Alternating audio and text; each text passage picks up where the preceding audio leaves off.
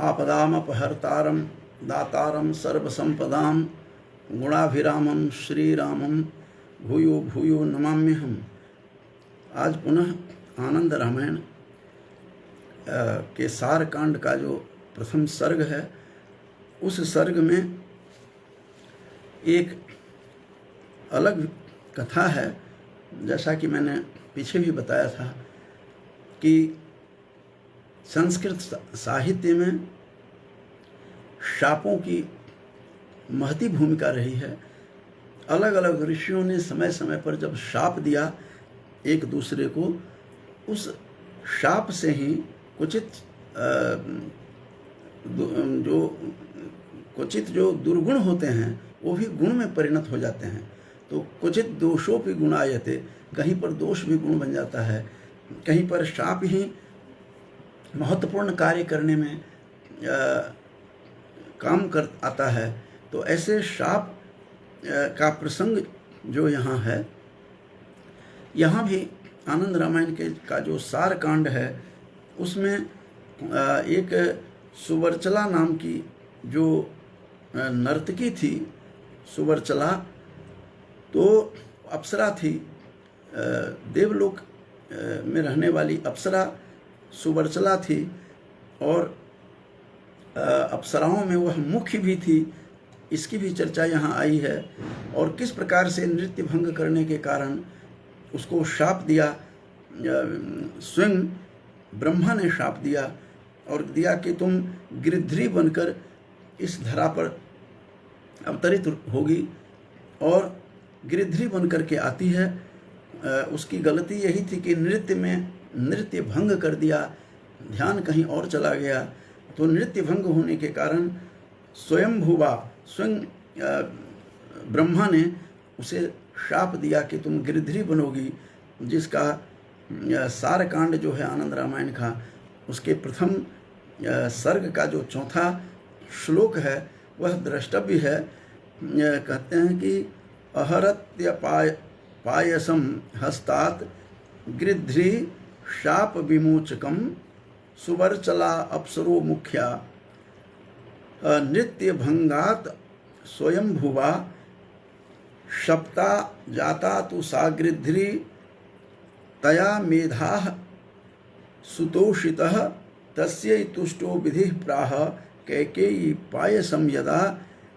तो इस प्रकार से जब नृत्य भंग किया उस सुवर्चला ने, जिसे सुवर्चा भी कहते हैं, सुवर्चला ने, उस सुवर्चला के नृत्य भंग करने से ब्रह्मा ने शाप दिया कि तुम गिरध्री बनकर इस पृथ्वी पर लोक पर आओगी। शप्ता जाता तू सा गिरध्री, वह गिरध्री बनकर के इस पृथ्वी पर आओगी।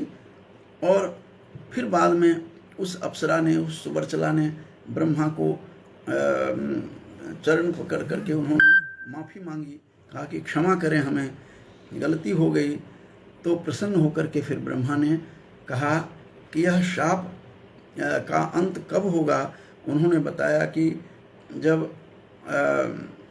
राम चारों भाइयों का जब जन्म होने वाला होगा, उससे पूर्व जो खीर, उस यज्ञ के प्रभाव से जो खीर वहाँ पर पायस आएगा, उस पायस को त्रिभाग उसको फिर बांट दिया गया तीनों रानियों में, कौशल्या, कैकेयी और सुमित्रा में।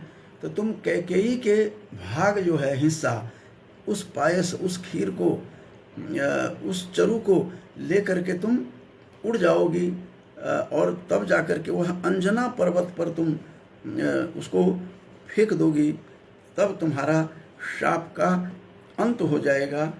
इस प्रकार की बात यहाँ कही गई है।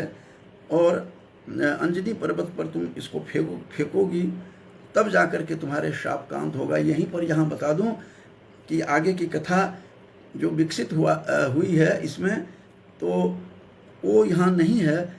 वही जो पायस को लेकर के जो गिरध्री उड़ करके चली जाती है और वहाँ जाकर के छोड़ती है जहाँ अंजनी पर्वत कहा गया है। और वह अंजनी पर्वत क्या है, जहाँ स्वयं हनुमान की माँ वहाँ पर तप कर रही थी।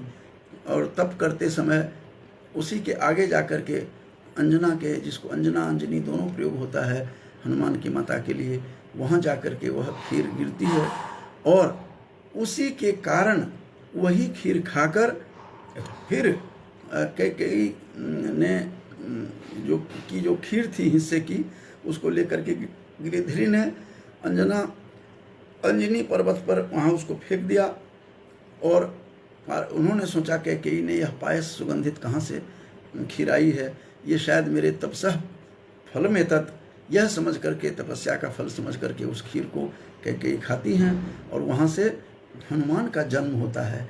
ये सारा ताना बाना राम अवतार से पूर्व ये घटना सब घटती रही ताकि राम अवतार में राम को सहायता मिले।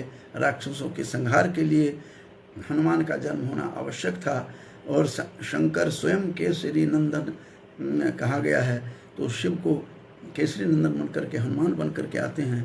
और इसीलिए वहाँ हनुमान चालीसा में जो बातें कही गई है उसका अर्थ समझना बड़ा मुश्किल है। जब तक आप पौराणिक संदर्भों को नहीं देखेंगे, रामायण के संदर्भों को नहीं देखेंगे, तो it is very difficult to give the exact story of the book. तो इसलिए जब कहा गया है कि तुम मम प्रिय भरत ही सम भाई, हनुमान चालीसा में जब कहा है कि तुम मम प्रिय भरत ही सम भाई, तुम भरत के समान मेरे प्रिय हो, यह बात हनुमान चालीसा का अर्थ समझने के लिए आपको आनंद रामायण का जो सार कांड है, प्रथम सर्ग में जो दिया हुआ है कि एक सुवर्चला नाम की जो अप्सराओं में मुख्य थी, वह नृत्य करते हुए नृत्य भंग किया, तो ब्रह्मा ने उसको शाप दिया और तो तुम गिरधरी बन करके आओगी इस पृथ्वी पर। फिर वह पैरों में पड़ी, क्षमा प्रार्थना की, तब जाकर के ब्रह्मा ने कहा कि ठीक है, श्राप तब अंत होगा जब राम के जन्म से पूर्व, जब पायस जो खीर होगी उस यज्ञ के बाद, तो 3 भाग में जब बांटा गया कैकेयी और कौशल्या और सुमित्रा को, कि तो कैकेयी के हिस्से को तुम लेकर के जब उड़ करके अंजनी पर्वत पर फेंक देगी तब तुम्हारे शाप का अंत होगा। वही खीर खाकर अंजनी पर्वत पर हनुमान की माता तप कर रही थी, उसने सोचा मेरी तपस्या का फल है, वो खीर खाती है, उससे फिर हनुमान का जन्म होता है। ये सारा ताना बाना जो बुना हुआ है, इस कथा ऐसे ही नहीं पसरी हुई है। रामागमन से पूर्व, रामावतार से पूर्व ये चारों तरफ ये कहानी फैलती है और सभी देवता विभिन्न रूपों में अवतरित होकर के आते हैं। हनुमान का जन्म होना था उसी खीर से, उसी पायस से, इसीलिए जिससे हनुमान का जन्म होना था, जिससे कैकेयी के पेट से जो पुत्र लेता, वही खीर का हिस्सा खाकर हनुमान की माँ ने हनुमान को जन्म दिया। इसलिए वहाँ राम कह रहे हैं कि तुम मम प्रिय भरत ही सम भाई, तुम मेरे भरत के समान मेरे प्रिय हो।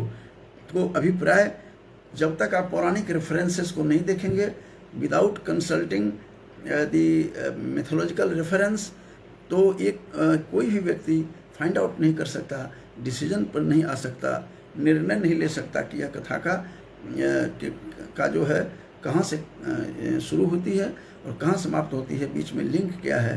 तो इसलिए आज मैंने आनंद रामायण का जो सार कांड है उसके सर्ग 1 में यह कहानी थी कि किस तरह सुवर्चला को ब्रह्मा ने शाप दिया नृत्य भंग करने से, और फिर उसका समाधान भी बताया, तुम गिरधरी बन करके पृथ्वी पर आओगी, लेकिन एक for how long it will be surviving, यह शाप कब तक रहेगा। तो कहा कि जब खीर जब बांटी जाएगी 3 हिस्सों में, कैकेयी के हिस्से को लेकर तुम उड़ करके अंजनी पर्वत पर फेंकोगी, तब जाकर के शाप का अंत होगा।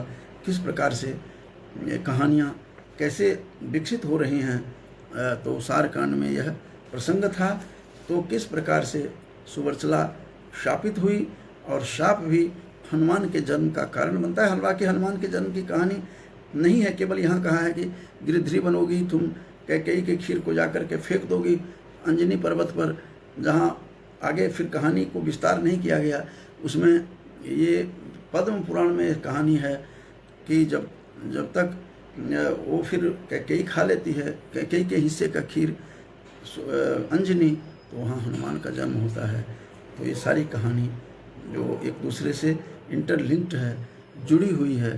तो इसको थोड़े से मैंने आनंद रामायण को पढ़ते हुए जो कुछ भी लगा तो मैं शेयर करने के लिए आज उपस्थित था। तो सीए शशि भूषण मिश्र जी सुन रहे हैं, उनको मैं शुभकामना देता हूँ कि भगवान राम और हनुमान सबका कल्याण करें। आज सुबरचला की क्या कहानी थी, जिसे सुबरचा भी कहते हैं, कहीं सुबरचला भी आया है, टीकाकार इसे सुबरचा कहा है। तो सुबरचला नाम की जो अप्सराओं में प्रमुख थी वह किस प्रकार शापित होती है और उसके माध्यम से हनुमान के जन्म का कारण बनता है। तो इन कहानियों को, इन्हीं कहानियों में से कुछ मोती निकाल कर मैं आप लोगों के सामने बीच बीच में प्रस्तुत होता रहता हूँ। इन्हीं शब्दों के साथ अपनी वाणी को विराम देता हूँ। जयतु भारतम, जयतु भारतीय संस्कृति। धन्यवाद।